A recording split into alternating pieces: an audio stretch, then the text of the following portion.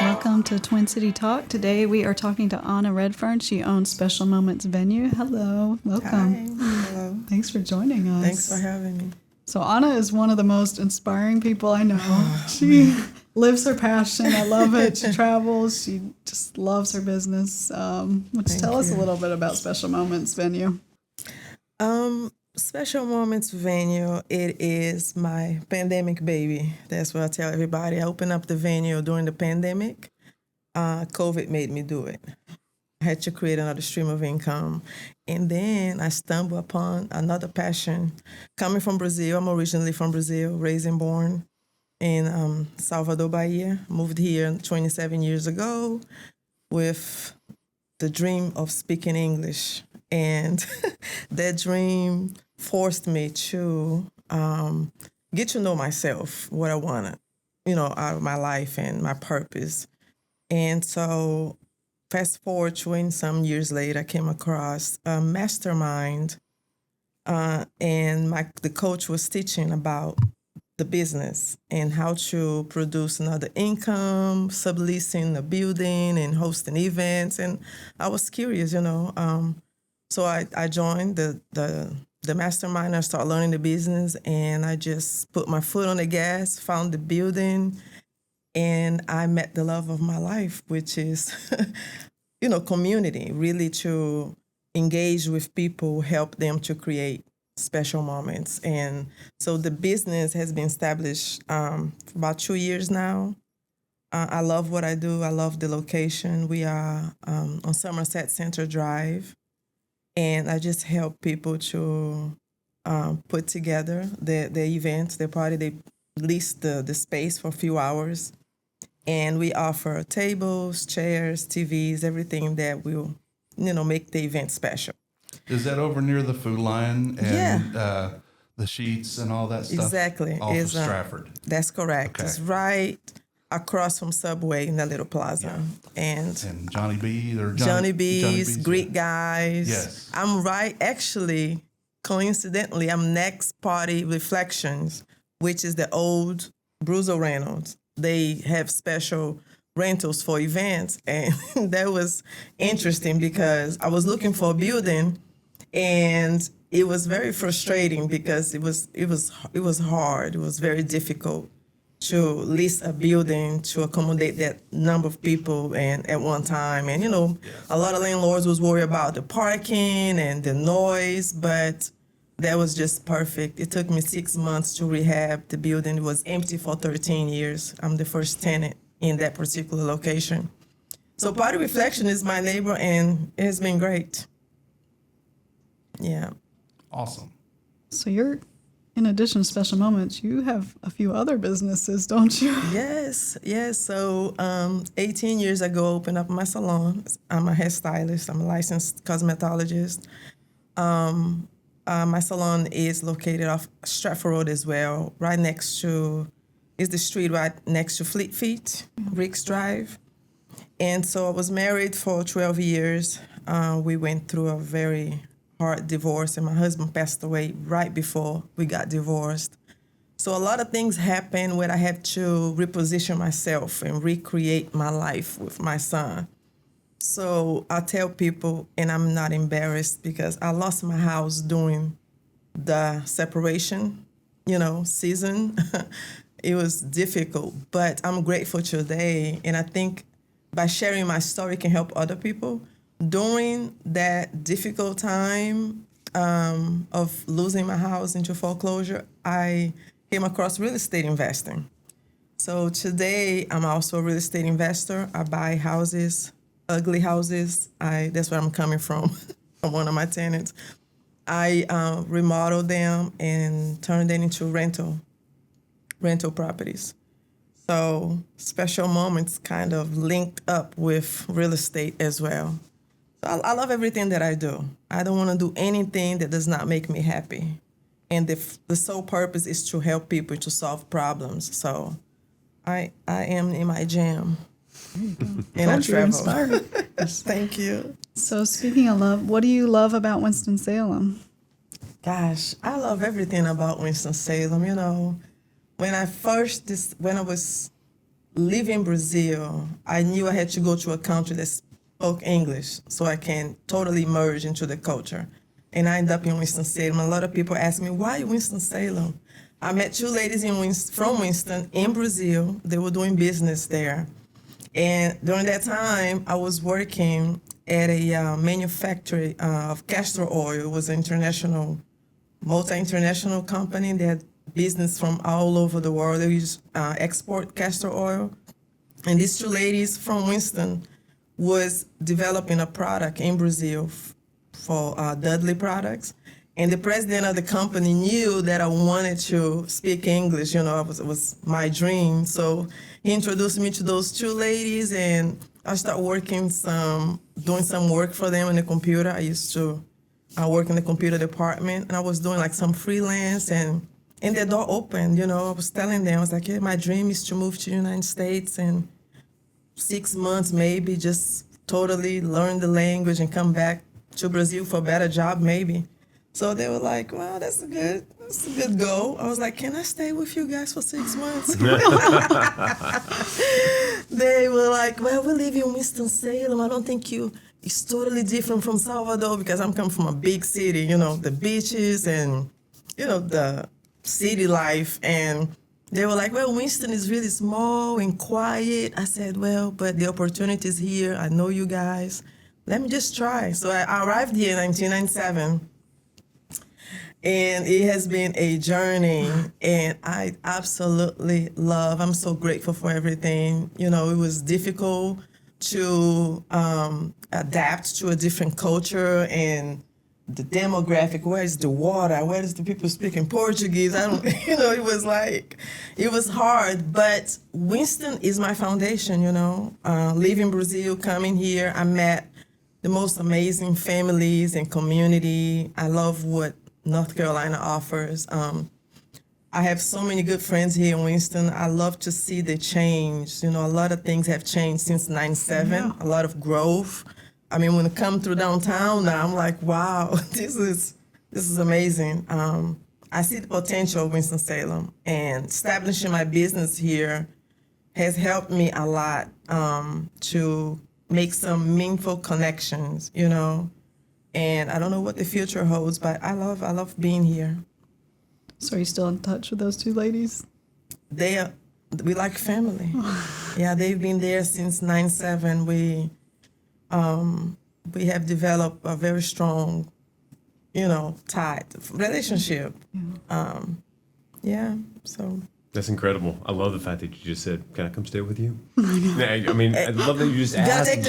Well, I mean, it seems to be very much your personality. I'm gonna go forward and see where this goes. I love that. Yeah, that's great. because you know, like my background in Brazil, what in the odds I would meet somebody that, you know, that looks like me, that I can relate to, and they gave me the opportunity when they said, "Oh yeah, you can stay with us, but we don't have a job. What are you gonna do, Ana?"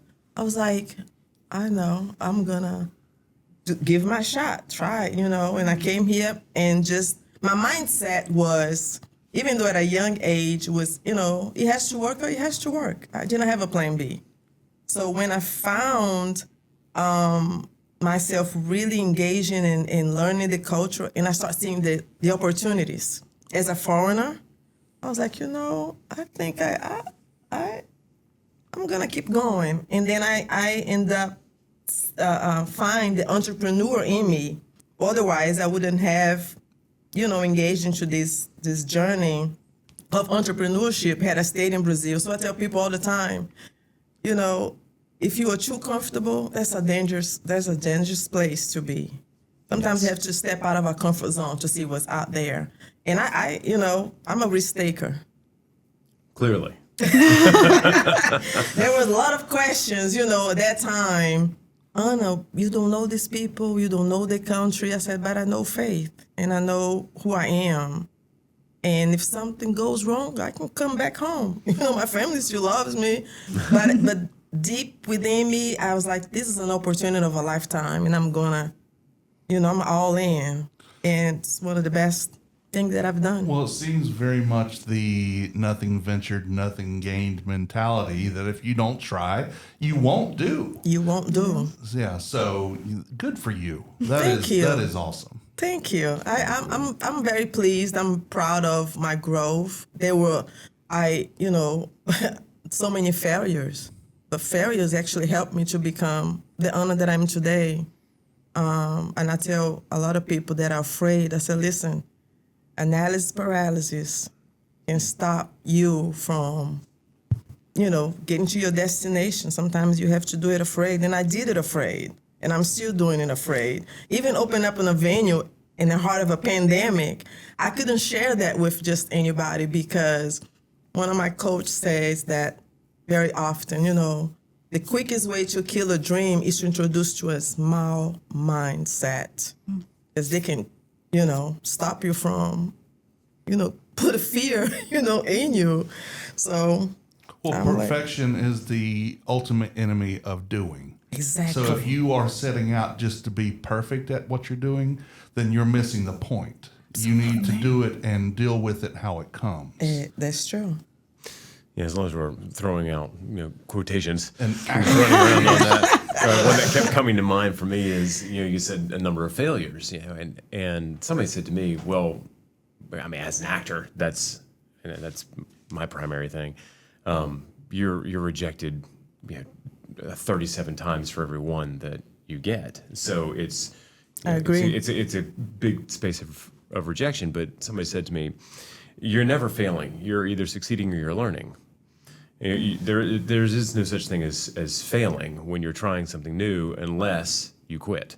And then you failed. That is so good. So there's all these different ways of looking at it. But the truth is, I don't think anybody gets to the end of their life and says, gosh, I wish I had tried less things. Everybody wants to try and do and experience more things, and we should. I'm just listening to you, and I love the inspiration. I think you're sitting at a table full of people who've, are some degree of risk takers and want to go do things that we're passionate about, feel led to do, and serve a purpose in. And so it's fun listening to you tell your story. And you mentioned being a foreigner here and the opportunity. Yes. If you don't mind, I'd love to hear what you found that to be, coming from another country, coming here and experiencing the opportunity that is. And so much of my travels and being an actor, I'm always going to different places, meeting different people and doing different things. And I can't tell you how many people whether it was somebody who was driving the car or somebody who was working the venue where we were, that came from another country. And their story is always so rich with talking about the opportunity of this country that I don't often hear from people who were born and raised here. So would you mind touching on that for a second? Yeah, sure. I, coming from where I came from, I definitely, I saw the road wide open. When I came here from Brazil, I didn't have a college degree, so I had to create my table. Nothing was given to me from day one, and what I noticed here when I moved from Brazil, I was like, I hope I don't offend anybody, but Americans are just spoiled. Agreed. This is why I wanted you to comment on it.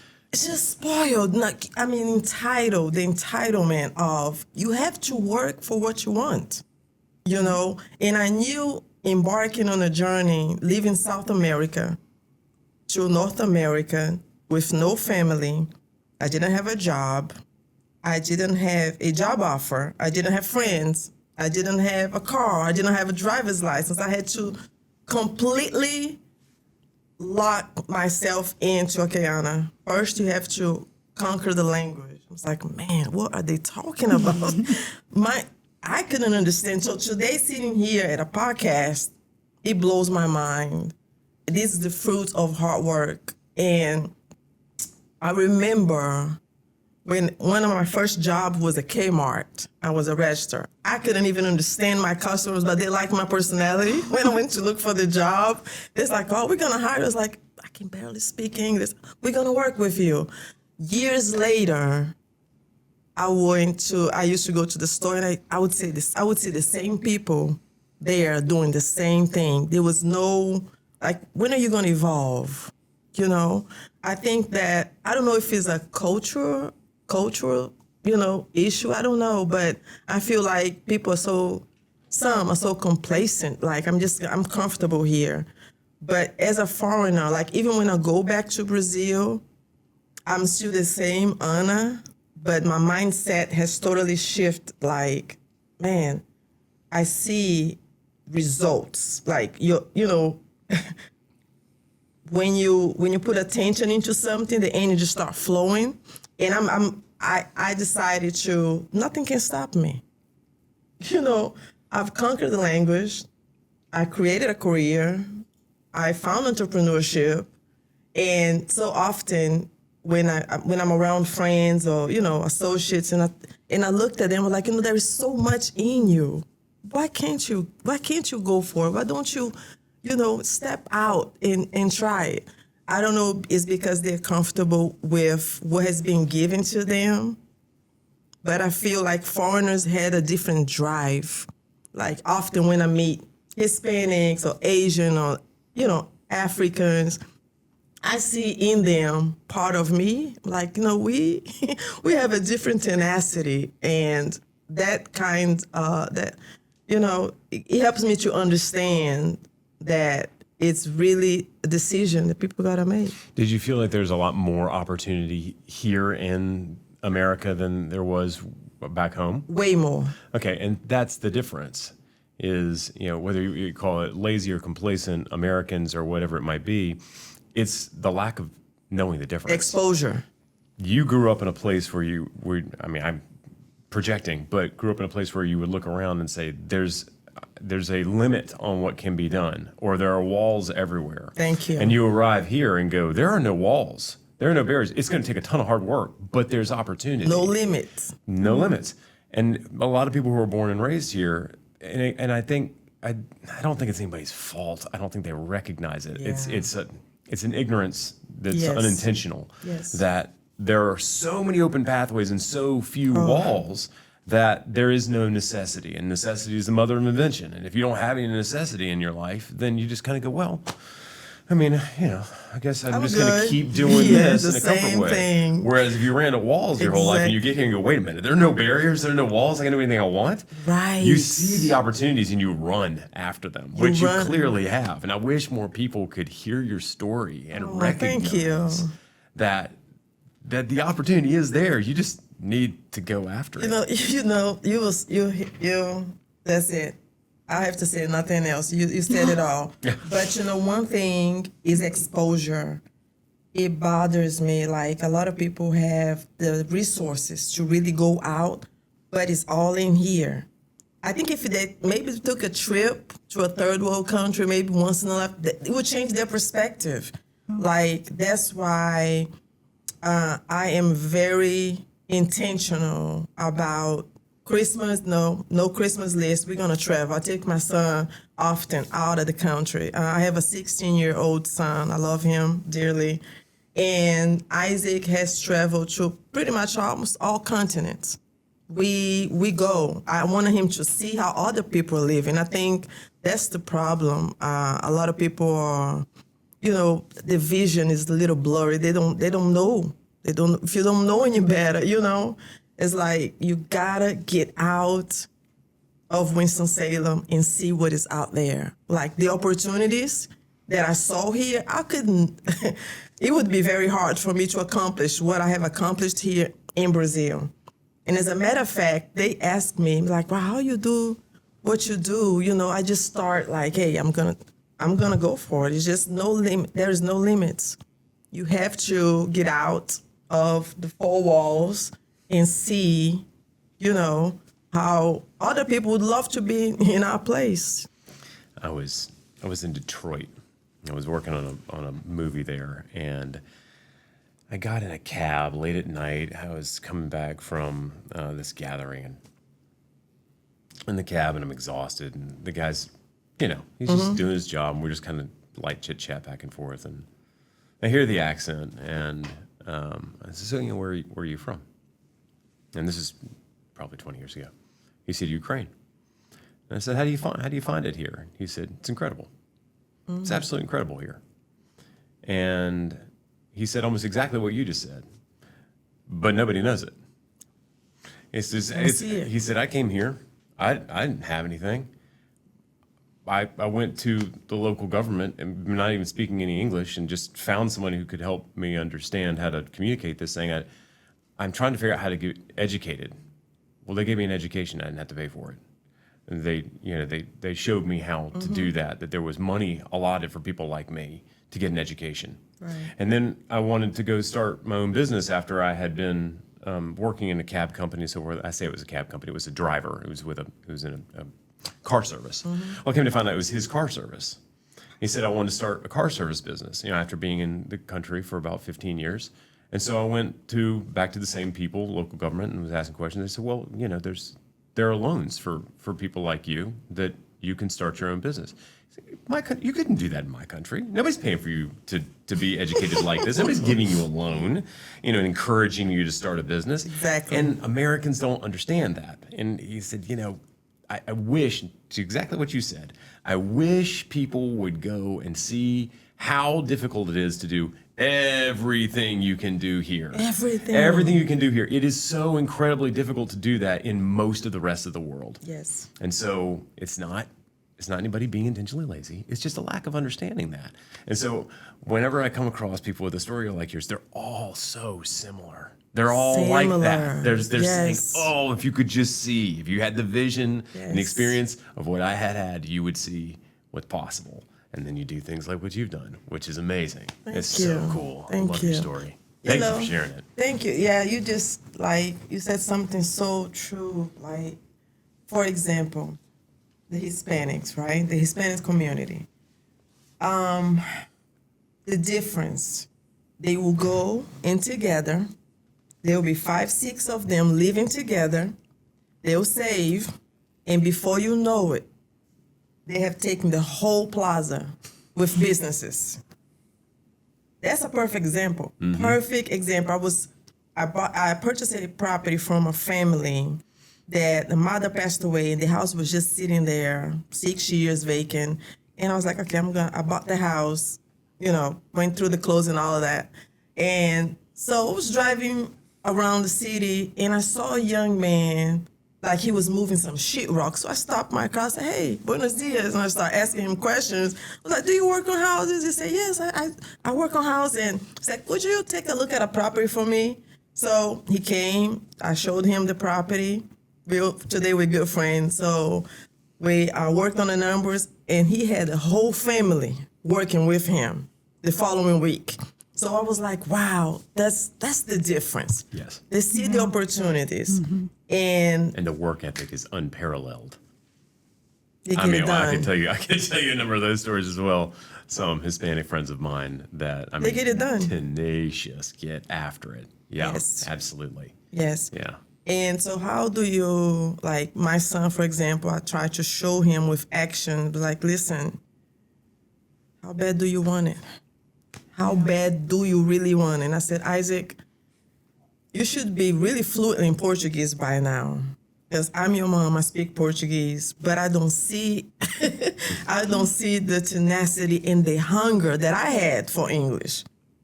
So, I cannot, some things you cannot teach. It's like, anyway, the opportunities that you see here, that when you ask me if you love Winston, how do you like Winston-Salem? I loved it. I absolutely have learned so much about business, about myself. Even the classes that are in town. You go to the innovative quarters, they have business class, they have financial class. So you can grow, you can really learn your craft, work on your craft and expand, There's no excuse. No excuse. No excuse. Team, no excuses. Right? I like that. Yeah. That's how I feel. Yeah, no excuses. It was like during the pandemic when I came across the event space business. I could have faced the lockdown and like, so I'm gonna sign this lease. What if the governor shut down? And oh my gosh! And then I heard on a podcast somebody said, you have to prepare yourself for your future. You have to shoot your shot, and whatever happens, happens. You have to commit first, and figure it out as you go. So I was like, it's now or never. So let's do it. Found the building, boom, boom, boom. Pandemic was settled. My business was established. My marketing was working, and I was booked for the whole entire year, every weekend. What if I did not make that move? Special Moments wouldn't have been established. Families wouldn't be hosting their events. I wouldn't have generated another stream of income. I can be in Brazil with my family, and baby showers are happening every weekend. While I'm in Brazil, drink some coconut water. But I had to put hard work for that, for today to be successful. Like, you have to really work hard. I tell people all the time, the Ana from 2024 is fruit of 1997. I used to walk to catch the bus here. I used to knock on doors to clean houses. But Ana, today I can buy a house, so it takes so much dedication, commitment, resilience, faith, connecting with the right people and the right resources. I'm truly grateful for being in this space. And yes, I do love Winston-Salem. Winston-Salem is a base, but I like to explore the world, I can't stop. No, you were at Wimbledon and I went Olympics? to Wimbledon. Yeah, I took my son to the grass courts this summer. And that was another dream come true. I'm like, wow, what in a million years I would be at the center court of Wimbledon. Who does that, Faith? You. Yeah. Being at the Olympics in Paris. Yeah. That was a big accomplishment as well, sometimes I daydream like, man, what if I had stayed in Brazil? What if? It's powerful words. Yeah. So you don't know until you try. It can be in relationships and, education, finance, whatever. You have to go all. So where's your next travel destination? My next travel destination, let me see, I guess I want to go to Ghana. And let me tell you what I want to do. I want to take special moments to the kids in Ghana and do some mission work there. Yeah. And love on them and take few things, Definitely in Brazil. I go home every Christmas, stay with my family. I love my family, my friends. I want to go to Ghana. I want to go to Cairo. I want to go to Greece. I want to go. Well, I think you'll make it happen. Yeah, All the people, I definitely think you will. Yeah, and then when you travel, that I share with some of my friends, you meet other people. Mm-hmm. You meet other families. You expand your mindset. You see different things. You make great connections. It's funny, when I have a friend of mine that is doing some work in Portugal. He works with big ships and work with oysters, production, whatever.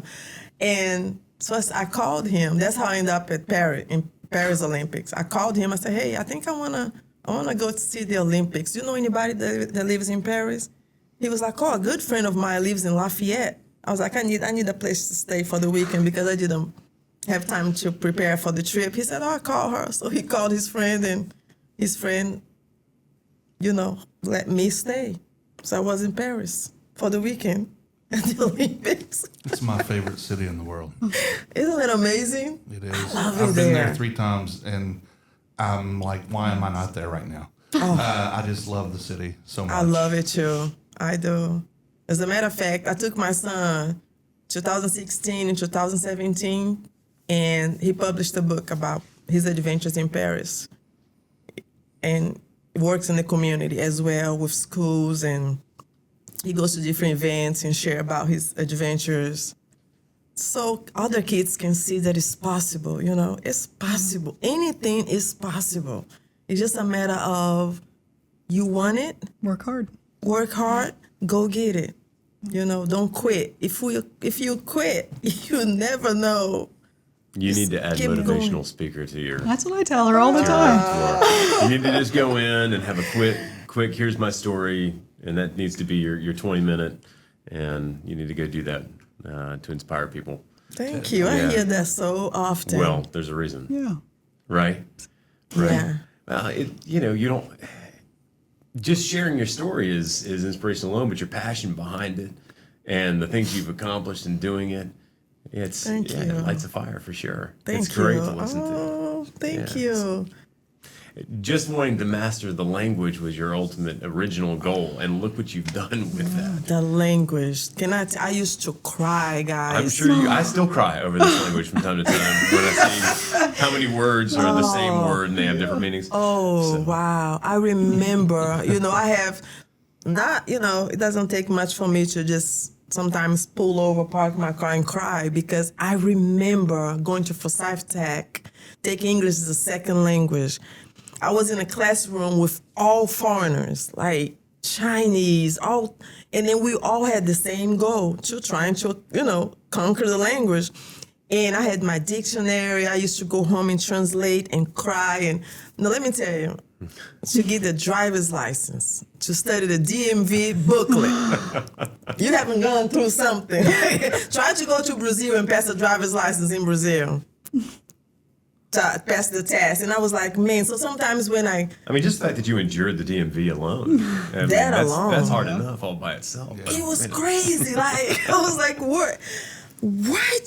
Driving in the snow, in the ice, the rules, the signs, it was so, like, today. So when I think about what I went through to accomplish the immigration, that's a whole nother level. I was my own attorney. To get immigration paperwork translated, to extend the visa from tourist, because I came as a tourist. From tourist, I renewed several times, and then it got to the point where I couldn't renew anymore. So I said, I have to go. I found out I had to become a student. I said, where do I go? So I was like, and then I went to a cosmetologist class, and then they gave me a student visa, and then from a student visa to get my residence card. Oh, gosh, it was so much. But those trials, like, it helped to build endurance. Every time I accomplished something, it would be another layer of strength, and another layer of strength, and another layer of strength. So today, I'm like, wait a minute, if I got from English to a student visa to a worker, I'm good. There's nothing that can stop me. Like, when I look back, I said I killed the lion, the bear. I'm good. Send the giant. Let's get it. So yes, I can, it's not something that I heard somebody talk about. I lived those things. I went through those moments where I cried, where I was fighting depression. I want to pack my stuff and go home. And then late at night, I was like, Ana, why you're not a quitter? Keep going. So I would listen to a message or, read my Bible and pray, and God, help me, please. Help me. What should I do next? And then things start getting clear, and then, the road was a little bit smoother, and then will come another storm. And today, I'm like, you can do anything. Can. And that's what I share with people. Like, even at the venue, and when I see family going through something or whatever, I say, hey, you can do anything, The only thing that you cannot resolve is death. But everything else, we good. As long as you're healthy, So keep going. I tell people very, often, keep going. Don't quit. Don't give up on your dreams. Don't give up on yourself. You got to believe. That's one of my strengths. I believe. Got to, right? Got If you don't to. believe in yourself, Who then else will? makes it pretty tough to make it through the day. Right. Self-care, self-love, and reflection, meditate. Another thing to keep my mental health. I work out. I'm a triathlete. I do a lot. I like to run, swim, play tennis. Tennis got me out of the ditch one time. I was like, I couldn't leave the country for a period of 4 years, or they wouldn't allow me to come back in. So that was a dark place. I remember I said, oh my gosh, I can see my family. I couldn't see my mom, my sisters. And so I remember walking to a park and I saw people just playing tennis. I said, so, I'm going to go get a tennis racket. And I started playing against the wall. And then somebody, it was a coach in town, he saw me. He said, you come here all the time and play against the wall. You want to play with us? So I started taking lessons, and from lessons, I became a USTA member, and I do the competition now, and I fell in love with the sport. And that was like an escape of that dark place. So I tell people often, I was like, wow, sometimes you got to go through some things to get to certain things. So I'm very grateful. I know I have a lot to share. Yes, I want to be one. I want to be a motivational speaker. You should. Definitely. Yeah. You should. I think that's a natural, to share. Well, you don't have to go spend a lot of time compiling all of this. You've already got it. You know, Talk from the heart. you've already From my got all of heart. it. You go and talk from the heart, but you got each story, and each story has its own impact, its own destination. So yeah, That's Thank your, you. That's your next thing. That's you motivating me. Well, thank you for joining us. Tell people how they can find out more about your venue. Okay, yeah. So the venue is located on 2538 Somerset Center Drive. We are on Instagram, Special Moments Venue. Website is www.specialmomentsvenue.com. Our phone number is 336-779-8223. And my name is Ana Redfearn. I'm so grateful for this opportunity. Thank you for joining us and sharing Thank your you, story Suzy. and Thank motivating you. all of us. Thank you so much. This is Twin City Talk. You can find us on Instagram and Facebook and www.twincitytalk.com. Thank you.